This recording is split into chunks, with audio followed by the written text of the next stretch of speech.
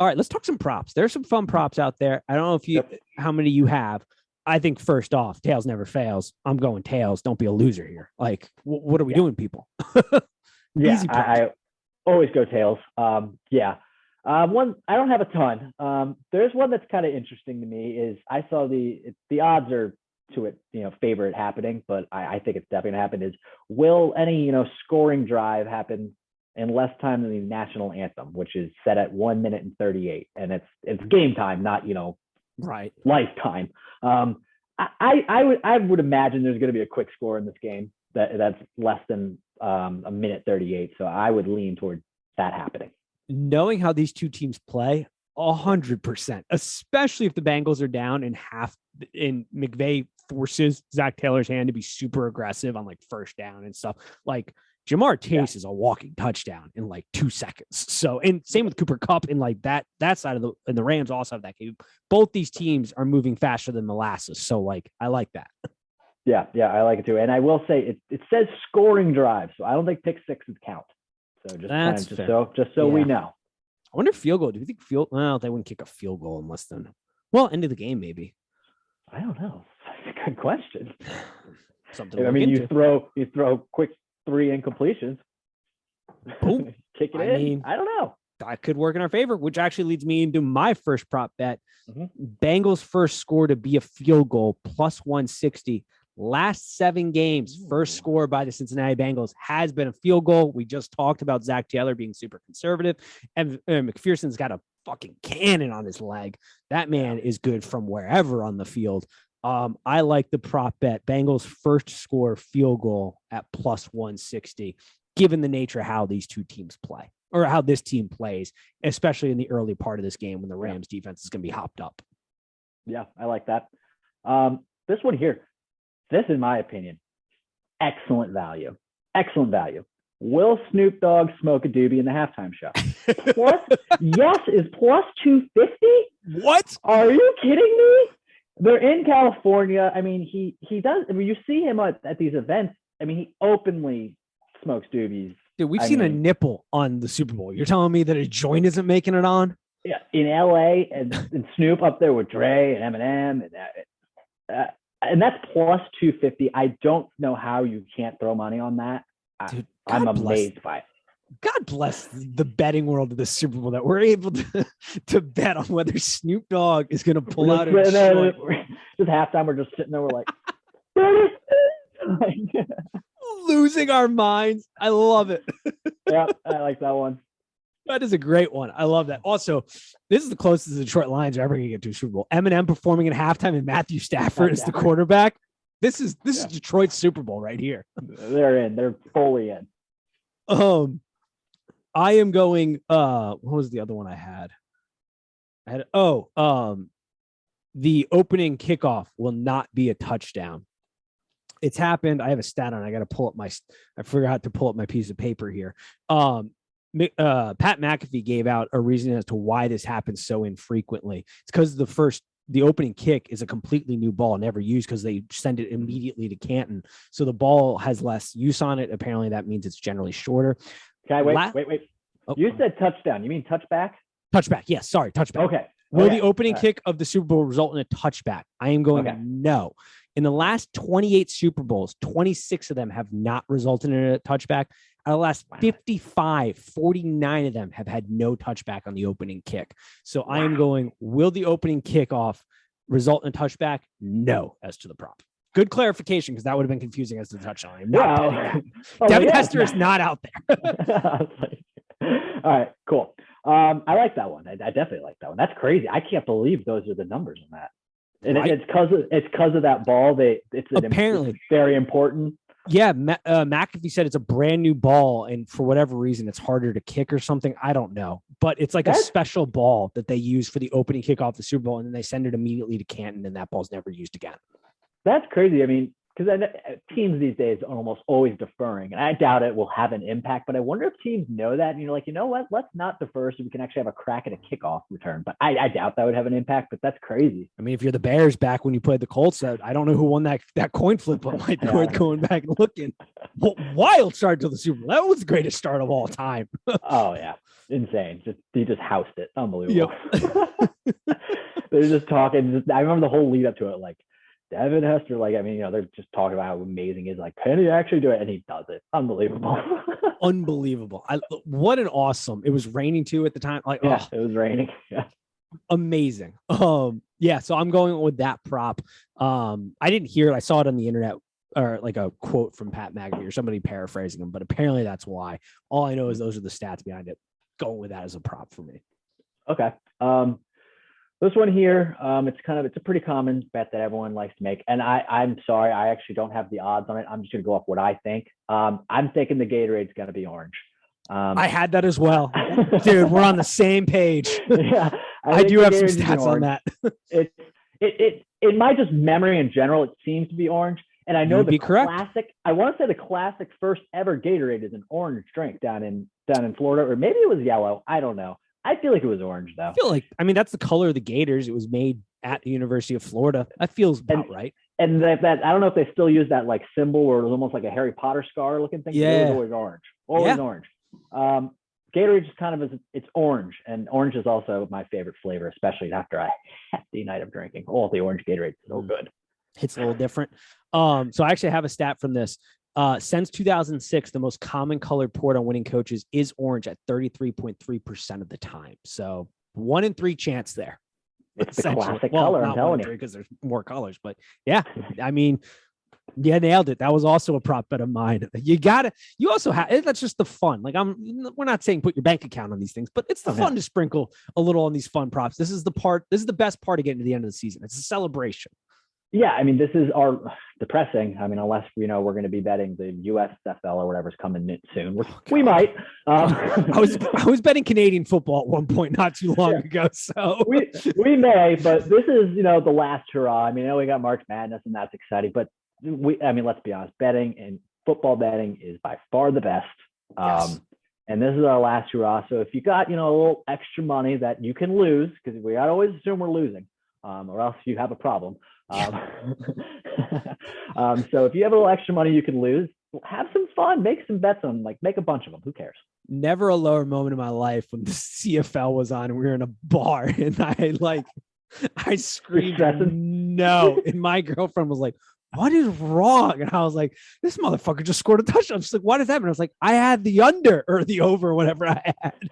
And she was like, you have a problem. Everyone at the bar's like, oh, I wonder if this guy's from Saskatchewan.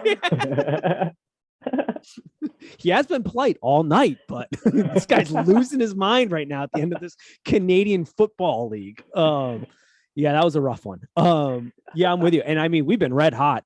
I have yet to lose a side. I have lost some overs when I've given the overs, but 11-0 right now when picking a side. So we got to keep that going. I have another one here for you. Over shortest touchdown TD prop, 1.5 yards is where it's set right now.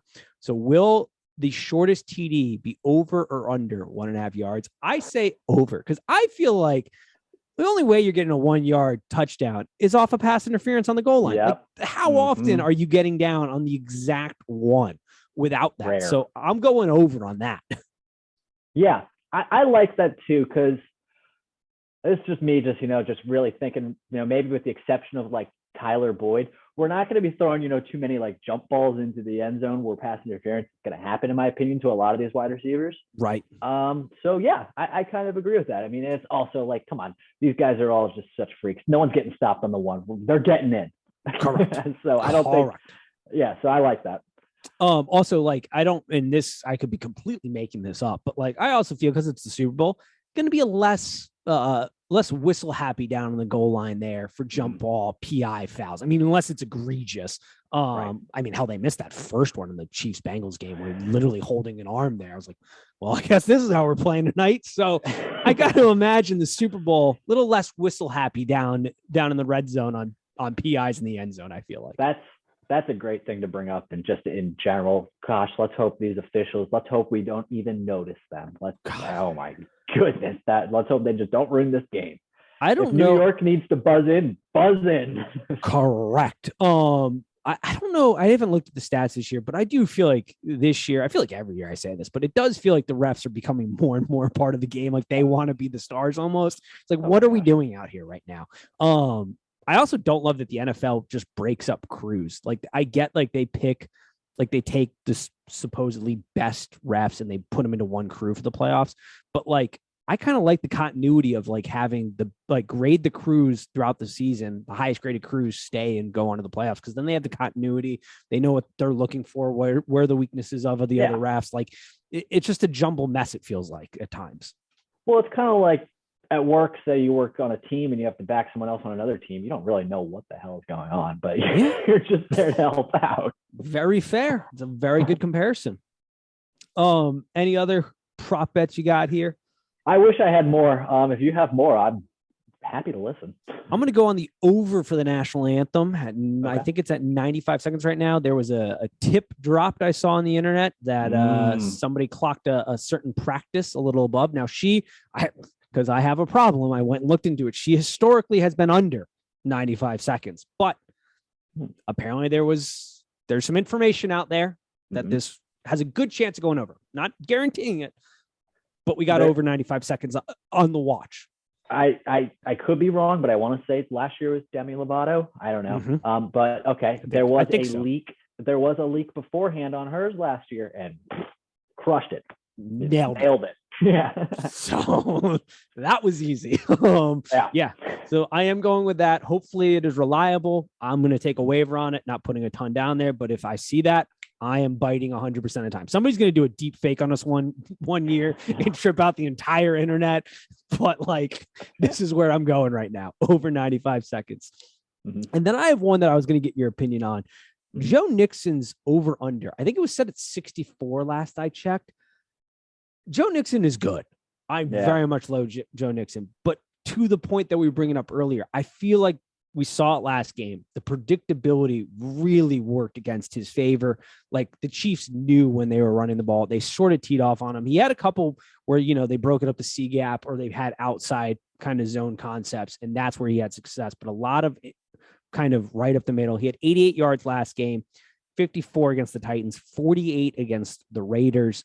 His carries were up from 14 against the Titans to 21 against the Chiefs. How do we feel about 64.5? I've been mulling it over. I don't have anything yet, but it's something I'm looking at and monitoring. I lean a little towards the under on that. I think maybe you can get more involved in obviously the passing game. And I mean, they don't use them a lot, but they do make use of Samaje Perine. That they do. They really do. And I mean, he's a good player. I mean, he was a former Washington player. I'm somewhat familiar with him. So yeah, I'd probably lean towards the under. I still think Mixon could be very effective and, have a big role in this game, but I'd probably lean towards the under on that.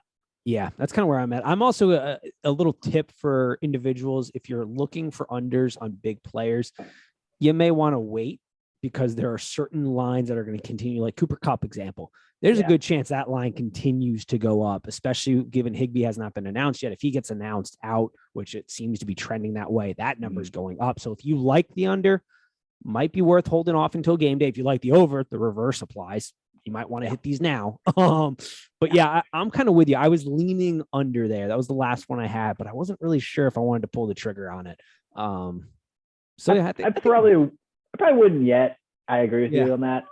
Whenever I'm leaning towards unders, I always wait because let's be honest, people love overs, myself included. Absolutely. So yeah, just if you're feeling it under, just wait it out a little bit. I agree. I think that's a good cover of it. Might have a couple others, so make sure you're following at Trophy Gets Pod on Twitter and Instagram. We'll tweet out any additional picks that we have. I think that covers it. Anything else on that game or this Super Bowl before we wrap this bad boy up? No, man. I'm just, like I said, I'm just so happy we got a good matchup. We avoided Jimmy G. God bless him. But I'm glad we avoided it. Same.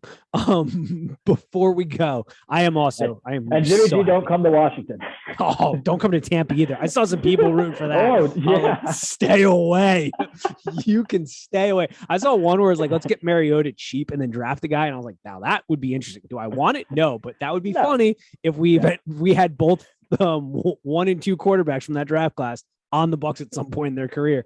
Would be funny. It'd be a good joke. It would be. Yeah, definitely would be. But yeah, no, stay away from my team, Jimmy. I want you nowhere near. What a come down that would be, going from Tom Brady to Jimmy G. I mean, it's a come down regardless, but like, man.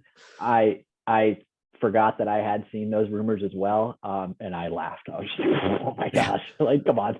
Bucs Twitter has been doing their darnest to manifest Kyler Murray to the Bucs. You should see it. They are all over it, just trying to manifest him over there, given do you follow all of Cardinal social media?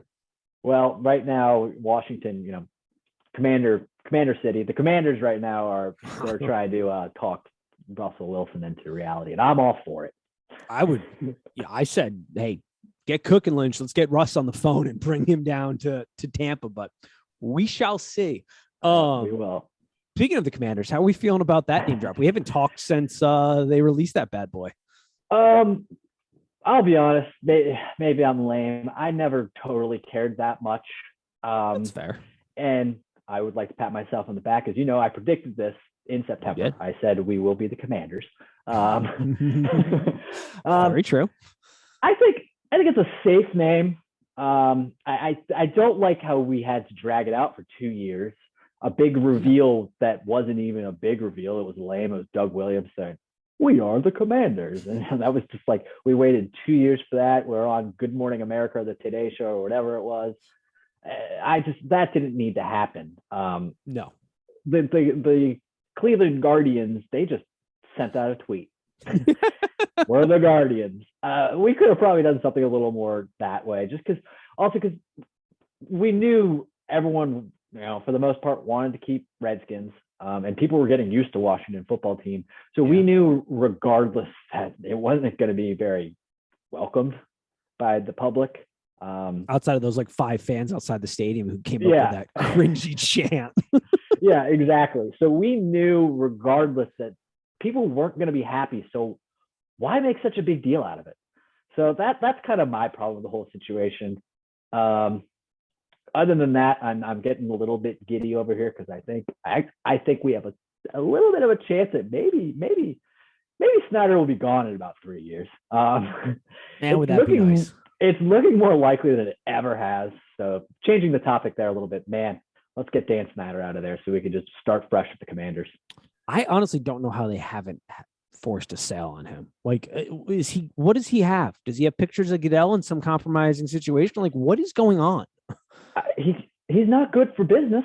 I don't understand. I mean, Jerry probably likes him because there's not much competition in his division with them being in the current state. But like, outside of that, what is going on here? I have no idea. It makes no sense to me. It just makes me we kind of know a lot of these leagues are corrupt, but it's like, damn, you guys are just openly just showing how corrupt you are. Yeah. And like, just terrible constantly. Every time you look at them, they're doing the wrong thing and just like in the worst way. I will say the uniforms, the white one is clean, but the other two look like something I generated in like Build a Team in Madden or NCAA football. It's kind of funny. The white ones, I hated it first, but man, they've grown on me. They're sick. The one thing I do wonder, the W in the front of the black and the red, is that going to be the same? You remember like when the Jags had the different shape or the different colors and DBs were, and there was an advantage. I forget what it was. They could tell when they're turning their heads or whatever.